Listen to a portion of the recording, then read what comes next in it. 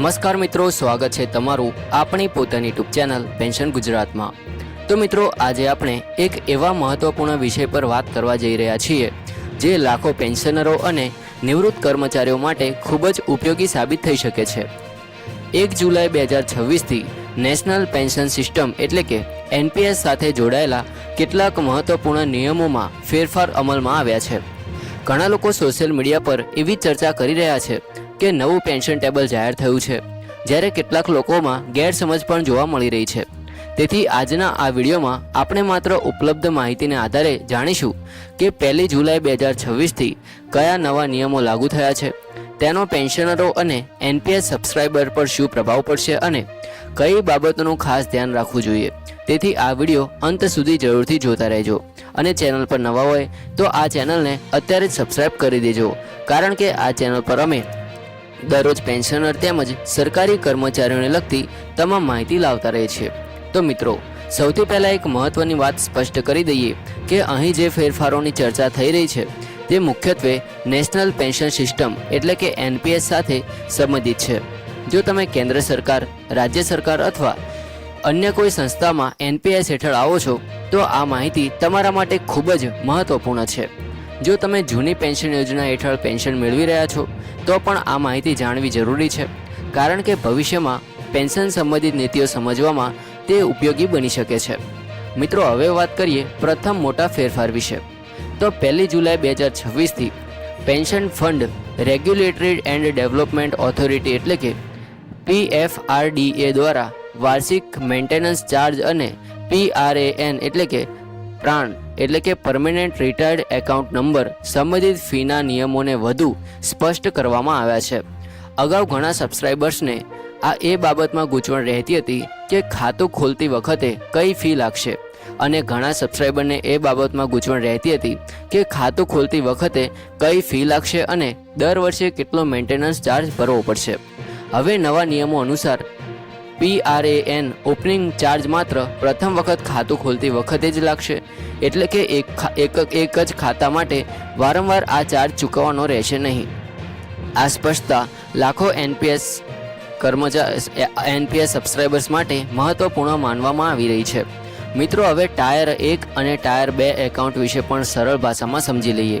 તો એનપીએસમાં સામાન્ય રીતે 2 પ્રકારના એકાઉન્ટ હોય છે। ટાયર 1 એકાઉન્ટ નિવૃત્તિ માટેનું મુખ્ય એકાઉન્ટ છે અને તેમાં જમા કરાયેલી રકમ માટે અલગ નિયમો લાગુ પડે છે, જ્યારે ટાયર 2 એટલે કે ટાયર 2 એકાઉન્ટ એક સ્વૈચ્છિક બચત એકાઉન્ટ તરીકે કામ કરે છે। નવા નિયમો મુજબ બંને એકાઉન્ટને અલગ અલગ ગણવામાં આવશે અને બંને માટે લાગુ પડતા વાર્ષિક મેન્ટેનન્સ ચાર્જ પણ અલગ રીતે લાગુ થશે। તેથી જે લોકો બંને પ્રકારના એકાઉન્ટ ચલાવે છે તેમને આ બાબતની ખાસ નોંધ લેવી જોઈએ। હવે વાત કરીએ બીજા મહત્વપૂર્ણ અપડેટની। તો જો કોઈ એનપીએસ સબસ્ક્રાઇબર્સ ભવિષ્યમાં ભારતની નાગરિકતા છોડી દે છે તો તે પોતાનું એનપીએસ એકાઉન્ટ બંધ કરીને તેમાં જમા થયેલી સંપૂર્ણ રકમ એક મુશ્ત એટલે કે લમસમ સ્વરૂપે ઉપાડી શકે છે। આ નિયમ ખાસ કરીને એવા લોકો માટે મહત્વનો છે જે ભવિષ્યમાં વિદેશમાં સ્થાયી થવાનું વિચાર કરી રહ્યા છે અથવા ભારતની નાગરિકતા છોડવાના હોય। અગાઉ આવા કેસોમાં લોકોને અનેક પ્રશ્નો રહેતા હતા, પરંતુ હવે નિયમો વધુ સ્પષ્ટ બનાવવામાં આવ્યા છે। મિત્રો, હવે એક અન્ય મહત્વપૂર્ણ જોગવાઈ વિશે વાત કરીએ। તો જો કોઈ એનપીએસ સબસ્ક્રાઇબર ગુમ થઈ જાય અથવા આવી વિશેષ પરિસ્થિતિ સર્જાય તો તેના પરિવારજનોને રાહત મળે તે માટે નિયમોમાં જોગવાઈ કરવામાં આવી છે। ઉપલબ્ધ માહિતી અનુસાર કેટલીક પરિસ્થિતિઓમાં જમા થયેલી રકમમાંથી 20% સુધીની રકમ ઉપાડવાની મંજૂરી આપવામાં આવી શકે છે। આ પ્રકારની જોગવાઈનો મુખ્ય હેતુ મુશ્કેલ સમયમાં પરિવારને આર્થિક સહારો મળી રહે તે છે।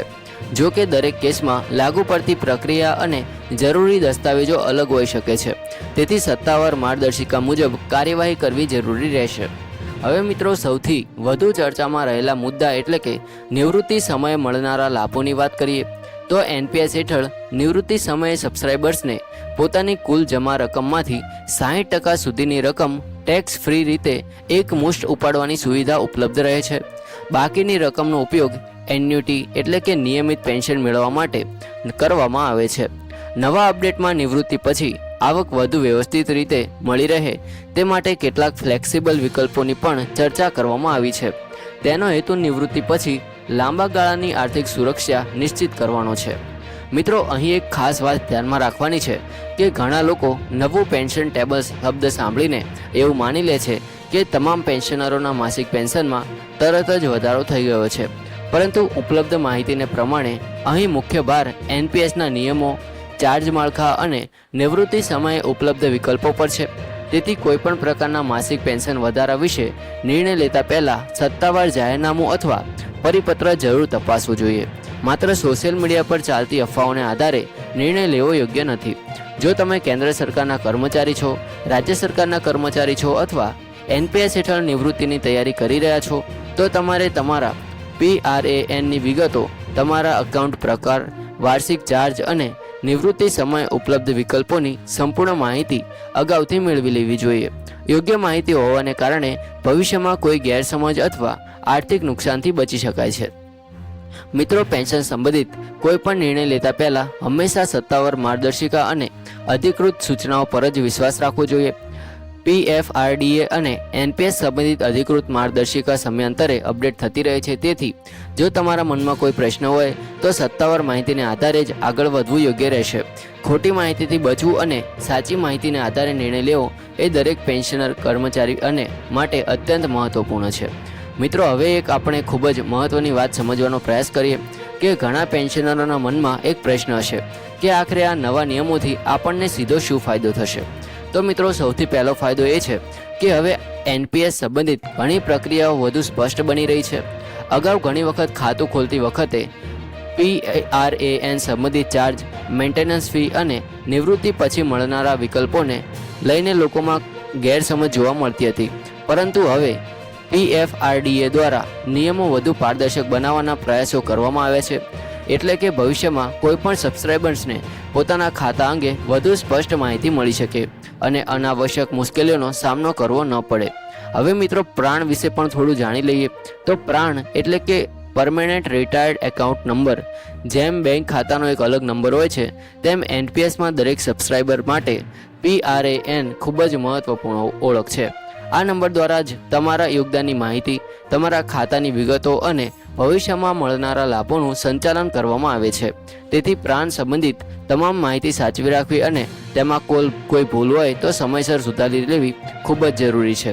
જો તમને આ માહિતી ઉપયોગી લાગી હોય તો વિડીયોને લાઇક કરજો, તમારા પરિવારના સભ્યો, નિવૃત્ત કર્મચારીઓ અને પેન્શનર મિત્રો સુધી જરૂરથી શેર કરજો.